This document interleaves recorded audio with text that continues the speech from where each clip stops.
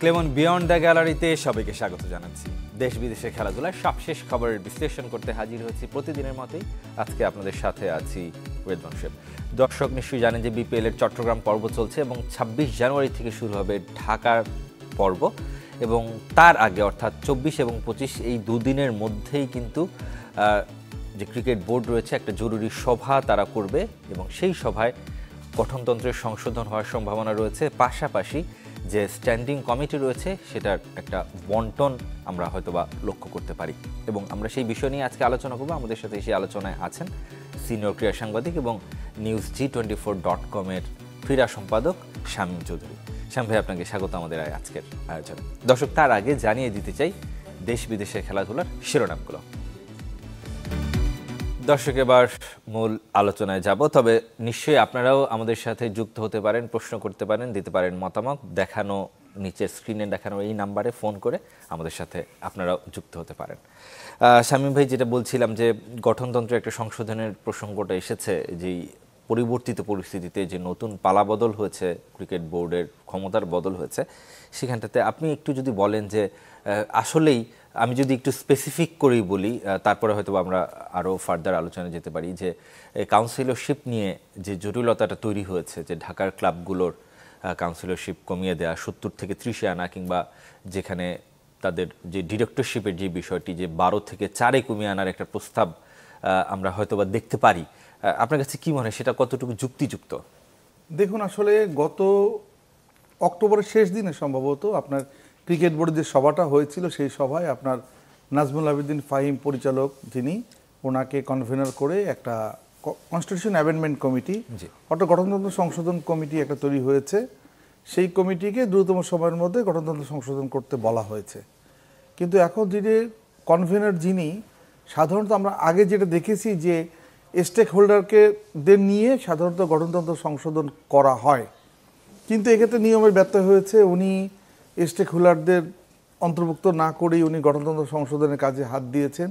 আপনি খেয়াল করে দেখবেন যে যেই কমিটিতে উনি ছাড়া যে ৪ জন সদস্য আছেন, তার মধ্যে একজন হচ্ছে এনএসসি চেয়ারম্যানের পিএস, সবাই অ্যাডমিনিস্ট্রেশনের জায়গাটা থেকে না, আর বাকি ৩ জন হচ্ছে আইনজীবী, একজন ক্রিকেট বোর্ডের লিগ্যাল অ্যাডভাইজার, 2 জন নিরপেক্ষ মানে আইনজীবী হিসাবে আসছেন।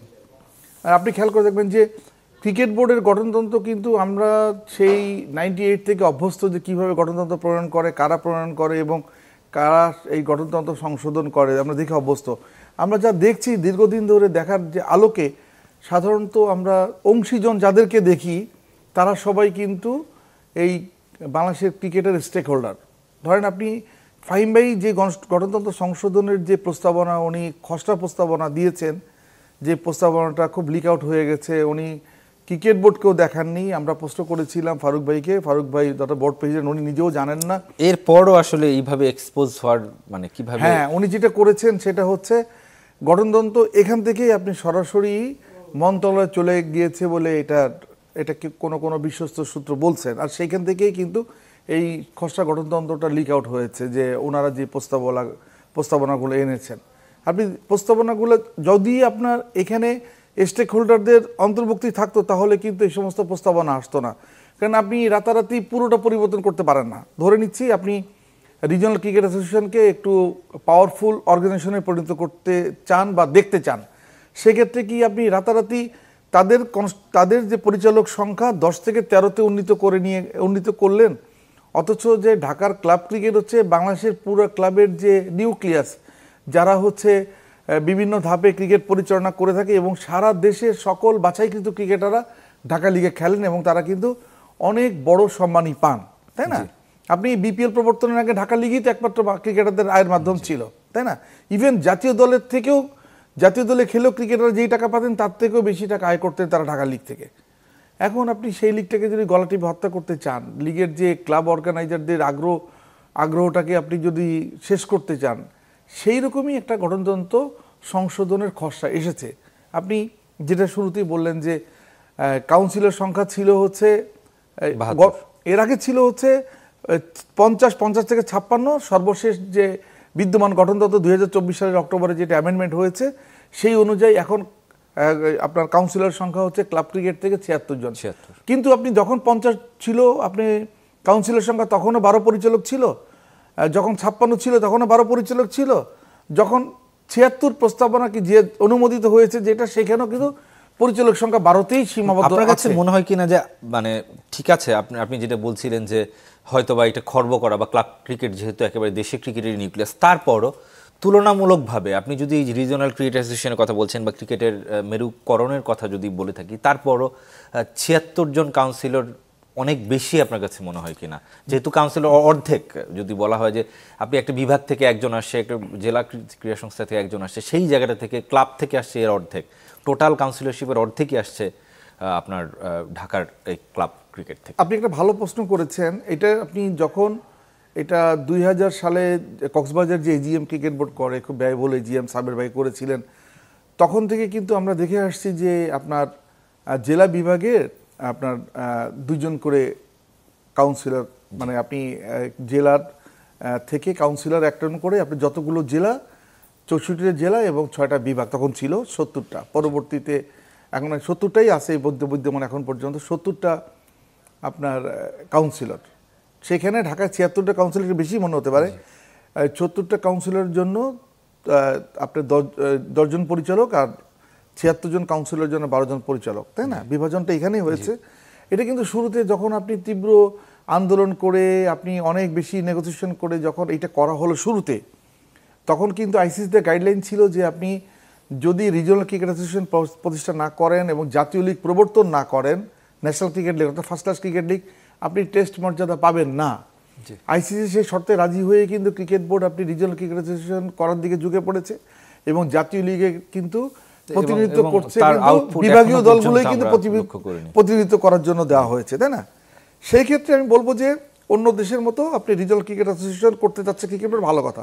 কিন্তু দেখেন আমাদের বাংলাদেশে প্রচলিতভাবে আমরা দেখছি যেটা, সেটা হচ্ছে কি যে আমাদের এখানে কিন্তু ক্লাব ক্রিকেটই কর্তৃত্ব করে মূল ক্রিকেটকে, শুধু কিন্তু মাঠে না, ক্রিকেটারদের পৃষ্ঠপোষকতার ক্ষেত্রেও তারা কর্তৃত্ব করে। তাহলে আপনি একজন ক্রিকেটার ধরে নেন, আজকে এই আন্দোলনের ফলে যদি লিগ বন্ধ হয়ে যায়, ক্ষতিটা কাদের হবে? ক্রিকেটারদের হবে, কারণ তারা কিন্তু এদিকে তাকিয়ে আছে যে কিভাবে আপনি একটা লিগ খেলে কত টাকা পাবে, তাই না? এমনও আছে, আমি যতটুকু জানি যে চট্টগ্রাম প্রিমিয়ার ডিভিশনের ক্রিকেটার যেই পরিমাণ টাকা পায়, আমাদের এখানে সেকেন্ড ডিভিশনের ক্রিকেটার তার থেকে বেশি টাকা পায়। কিন্তু এই প্রক্রিয়াটি আলটিমেটলি আমরা যে রিজিওনাল ক্রিকেট অ্যাসোসিয়েশনের কথা বলি তারও প্রধান অন্তরা হিসেবে কাজ করি কিনা এই ক্লাব ক্রিকেটের, কিংবা একটা আধিপত্য? আমি এই প্রশ্নের উত্তরটা নিব শামীম ভাই, তবে একজন দর্শক আছেন আমাদের সাথে। দর্শক, নাম পরিচয় জানিয়ে আপনার মতামত কিংবা প্রশ্ন করবেন।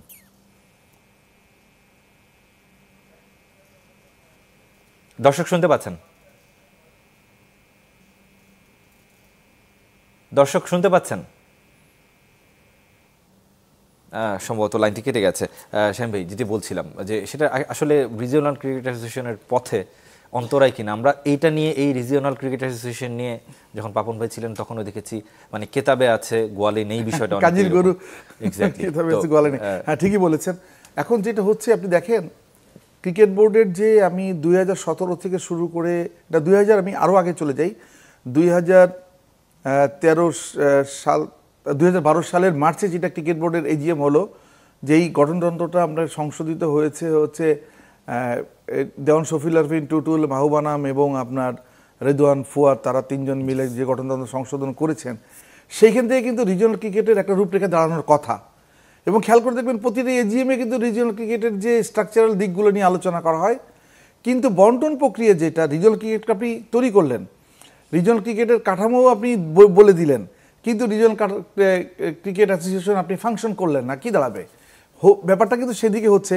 আপনি রিজিওনাল ক্রিকেট অ্যাসোসিয়েশন গঠন করে এর আগের যে বিসিবি যে ছিল, সর্বশেষ বিসিবির যে পরিচালনা পরিষদ, তারা বছরে মাত্র 2 লাখ টাকা করে বরাদ্দ দিতে হচ্ছে রিজিওনাল ক্রিকেট অ্যাসোসিয়েশনকে। আপনি বলেন যে আপনি এখানে একটা টুর্নামেন্ট করবেন, সেটা আপনি 15-16 কোটি টাকার নিচে একটা টুর্নামেন্ট করতে পারেন না, সেখানে আপনি তাদেরকে 2 লাখ টাকা করে দিলে তারা কি করবে? এই টাকা তো তাদের প্রশাসনিক কাজের তো এর থেকে অনেক টাকা ব্যয় হয়ে যাবে অর্থ বছরে বেশি, তাই না? এই জায়গাগুলোকে আসলে ক্রিকেট বোর্ডের অনেক দৃষ্টিতে আসা উচিত ছিল। এই কারণে উচিত ছিল, এখানে দৃষ্টিভঙ্গির ব্যাপার যে আপনি প্রশাসনটাকে কেন্দ্রীভূত না করে এটাকে বিকেন্দ্রীকরণ করবেন, ব্যাপারটা তাই না? আচ্ছা, বেকার তাই যদি হয় তাহলে ক্রিকেট বোর্ডের টোটাল ফান্ড কত, আপনি এটাকে ডিস্ট্রিবিউশন পলিসি কিভাবে নেবেন, প্রতিটা বিভাগকে আপনি কতটা টাকা বরাদ্দ করবেন, জেলাকে কত টাকা বরাদ্দ করবেন, তাদের ক্রিকেটকে, তাদের যে লিগগুলো যে অনিয়মিত হয়, লিগগুলো কেন অনিয়মিত হয়, এটাকে নিয়মিত করার জন্য আপনাকে কি ফুয়েল দিতে হবে, সেই ব্যবস্থাপনাগুলো ক্রিকেট বোর্ডেরই করা উচিত। কারণ ক্রিকেট বোর্ড তো শুধু ঢাকা কেন্দ্রিক হবে না, এটা তো পুরো বাংলাদেশেরই ক্রিকেট পরিচালনার সংগঠন। কিন্তু তাই বলে আপনি ক্লাবের পরিচালকদের কিন্তু গলাটিপে হত্যা করে বা ঢাকা ক্লাবকে গলাটিপে হত্যা করে তো করতে পারেন না। এই বিষয়টাও নজর দেওয়া উচিত ছিল ক্রিকেট বোর্ডের। জি, সেই জায়গাটা থেকে আপনার কাছে কি মনে হয় যে কতটুকু সংশোধন হওয়া প্রয়োজন, কিংবা আপনি অ্যামেন্ডমেন্টের কথা মানে আলোচনায় আসছে, আপনার কাছে কি মনে হয় যে সেই 12 জন পরিচালকই থাকা উচিত এই ক্লাবগুলো থেকে, এবং পাশাপাশি যে 76 জন কাউন্সিলের কথা বলা হচ্ছে, এখানে কোনো সংশোধনের জায়গা আছে কিনা? অবশ্যই আছে। আপনি যেহেতু গঠনতন্ত্র সংশোধন করতে একটা কমিটি করে দেওয়া হয়েছে, সংশোধনের জায়গা আছে, কিন্তু সংশোধন করবেন কাদেরকে নিয়ে? নিশ্চয়ই আপনি যে প্রক্রিয়ায় ভুল দেখছেন, আপনি যে প্রক্রিয়াটা করছেন সেই প্রক্রিয়াটা এটা স্বৈরতান্ত্রিক প্রক্রিয়া হচ্ছে কিনা, এটাও তো ব্যাপার আছে। আমার মনে হয় কেন যেন যে ফাহিম ভাই যদি অংশীজনদের নিয়ে, মানে যেটাকে আমরা স্টেক হোল্ডারদের নিয়ে বসতেন, তাহলে উনি কিন্তু ভালো একটা গাইডলাইন পেতেন।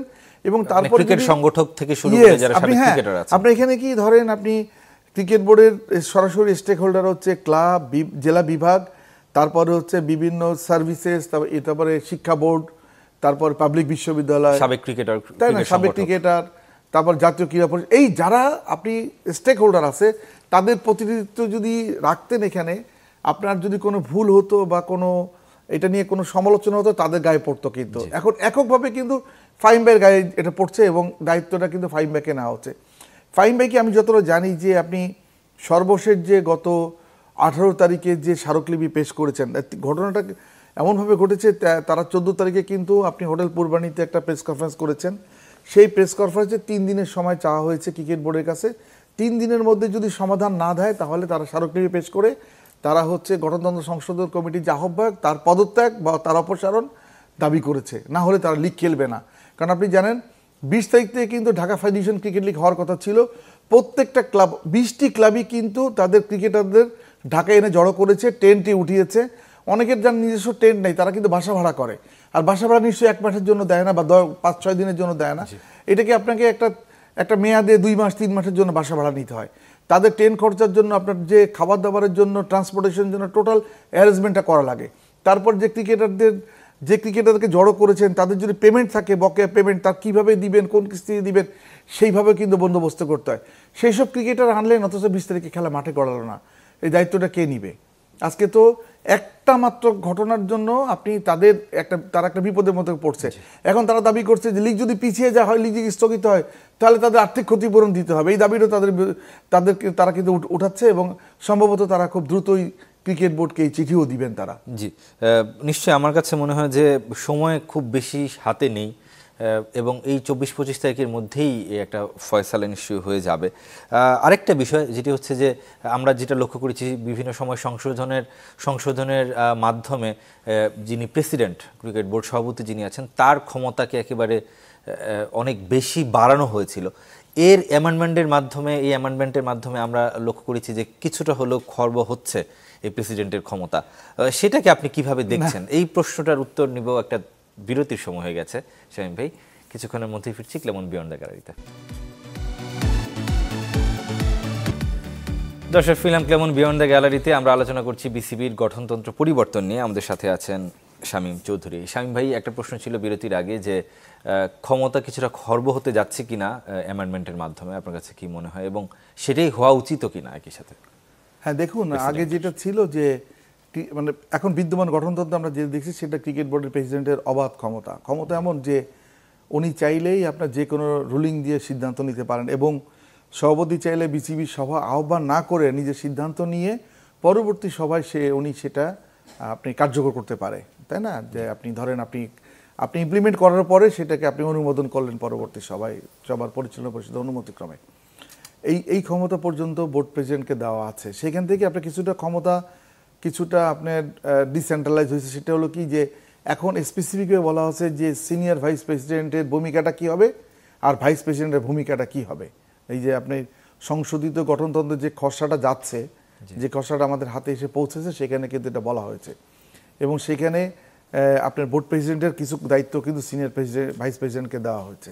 এই ক্ষেত্রে আপনি বলতে পারেন যে কিছুটা ক্ষমতা তারই হচ্ছে। আরেকটা ব্যাপার আছে, সেটা হলো কি, আগে বোর্ড প্রেসিডেন্ট নিজের পছন্দের 10 জন ক্রিকেটারকে উনি নির্বাচন 5 জন অধিনায়ককে সরাসরি নির্বাচন করতে পারতেন, আর ক্রিকেটার 10 জন ক্রিকেটার মনোনয়নের ক্ষেত্রেও তিনি মতামত দিতে পারতেন খুব প্রবলভাবে। এখন কিন্তু এখানে 10 জন ক্রিকেটার মনোনয়নের ক্ষেত্রে কিন্তু একটা ধারা যুক্ত হয়েছে, সেটা হলো জাতীয় পুরস্কার প্রাপ্ত ক্রিকেটারটা কিন্তু অগ্রাধিকার পাবে, তাই না? তাদেরকে অগ্রাধিকার দেওয়া হবে, এই জায়গাটা কিন্তু যুক্ত হয়েছে। আর আপনি গঠনতন্ত্রের এই জায়গাটা আরো কিছু সংশোধনী গঠনতন্ত্রের আছে, বেশি মাইনর সংশোধনী আছে। যেমন আপনি ক্যাটাগরি 2-এ কিন্তু পরিচালক ছিল 1 জন, আপনি দেখবেন এখানে কিন্তু এখন দ্বিগুণ করা হয়েছে, 2 জন করা হয়েছে। একটা ছিল না, ক্রিকেট কোচেস অ্যাসোসিয়েশন কিন্তু হয়েছে এবং সেখানে একজন প্রতিনিধি কাউন্সিলর হতে পারবেন। তারপরে হয়েছে যে প্রতিটা জেলায় কিন্তু আপনার জেলা বিভাগে এবং ক্রিকেটের প্রত্যেকটা স্তরে নারী ক্রিকেট বাধ্যতামূলক করতে হবে, তাই না? আবার নারী ক্রিকেটের মধ্যে কাউন্সিলর 6 জন কাউন্সিলর রাখার বিধান করা হয়েছে। প্রিমিয়ার ডিভিশনে 4 জন, প্রথম বিভাগে 2 জন, আগে কিন্তু ছিল না এটা। আপনি এখানে কিন্তু 6 জন নতুন যুক্ত হয়েছেন। তা এটা কিন্তু বিরাট একটা ব্যাপার। এখানে যদি এমন হতো যে আপনি নারী ক্রিকেট ডিরেক্টরশিপ যদি বরাদ্দ আপনি রাখতেন একটা কোটা, তাহলে আরো ভালো হতো। কারণ ক্রিকেট বোর্ডে কিন্তু নারী কাউন্সিলরশিপ প্রবর্তন করেছেন, কিন্তু নারী ক্রিকেট পরিচালক কোটা কিন্তু এখন আসেনি। এখানে আমাদের সমাজের সর্বস্তরেই কিন্তু আপনার নারী পুরুষের মধ্যে সমতায়ন বা ক্ষমতায়নের কথা আমরা বলছি, সমক্ষমতায়নের কথা বলছি, কিন্তু আমরা এখানে কিন্তু ক্রিকেট বোর্ডে এই জায়গাটাও ভেবে দেখার দরকার, যেহেতু এখনো সংশোধন চূড়ান্ত হয়নি। আপনি এই খসড়া নিয়ে আরো অনেক কাজ আছে। আমার মনে হয় বিসিবির পরিচালনা পরিষদ বা যারা স্টেক হোল্ডার আসবেন তাদের এই বিষয়টা ইমপ্লিমেন্ট করলে ভালো হবে। এই জায়গাটা জেলাগুলোতে আমরা দেখি যে একেবারে অনিয়মিত কোনো জায়গায় একদমই ক্রিকেটটা হয় না, জেলা বিভাগীয় জায়গাগুলো, সেটা ত্বরান্বিত করতে পারি কিনা এই? হ্যাঁ, আপনি গঠনতন্ত্রে কিন্তু স্পষ্ট লেখা আছে, আপনাকে আপনার ঘরোয়া ক্রিকেট, তার পিছনে হচ্ছে স্থানীয় লিগ নিয়মিতকরণ করতে হবে। ওর সাথে আমি বললাম না যে যুক্ত করা হয়েছে যে নারী ক্রিকেটও প্রচলন করতে হবে। নারী ক্রিকেটও কিন্তু আপনি হোক, সংখ্যা উল্লেখ করেনি 2টি 3টি টিম হবে না 4টি টিম হবে না 6টি টিম হবে, আপনার কিন্তু নারী ক্রিকেটটা প্রচলন করতে হবে ওই সমস্ত প্রত্যেকটি জেলায়। তাহলেই আপনি, না হলে আপনার কাউন্সিলরশিপের ক্ষেত্রে একটু প্রতিবন্ধকতা তৈরি হবে। এর আগেও কিন্তু আমরা দেখেছি যে এই ধরনের অনেক আইন ছিল। আপনি গত 5 বছরে 3 বার জাতীয় চ্যাম্পিয়নশিপ না খেললে আপনি কাউন্সিলরশিপ থাকবে না, বা লিগ না করলে সেগুলো কিন্তু প্রতিপালিত হয় নাই, কিন্তু এক্সিকিউশনের জায়গাটাতে একটা ঘাটতি থেকে যায়। অতএব এই যে সামনে যে গঠনতন্ত্রটা হতে যাচ্ছে সেটার আসলে কতটুকু এক্সিকিউশন হয়, সেটার আউটপুটটা আমরা কি পেতে পারি, সেটা নিয়ে একটা প্রশ্ন থেকে যাচ্ছে। তারপরও দেশের ক্রিকেটের উন্নয়নে অবশ্যই গঠনতন্ত্র যাই হোক না কেন, সবার সম্মিলিতভাবে সবার ঐক্যমত্যের ভিত্তিতেই গঠনতন্ত্রটা হোক, আমরা সেই প্রত্যাশা রাখি। আমাদের সময় একদম শেষ হয়ে গেছে শামীম ভাই, শেষ করছি ক্লেমন বিয়ন্ড দ্য গ্যালারি। ভালো থাকবেন, সুস্থ থাকবেন সবাই।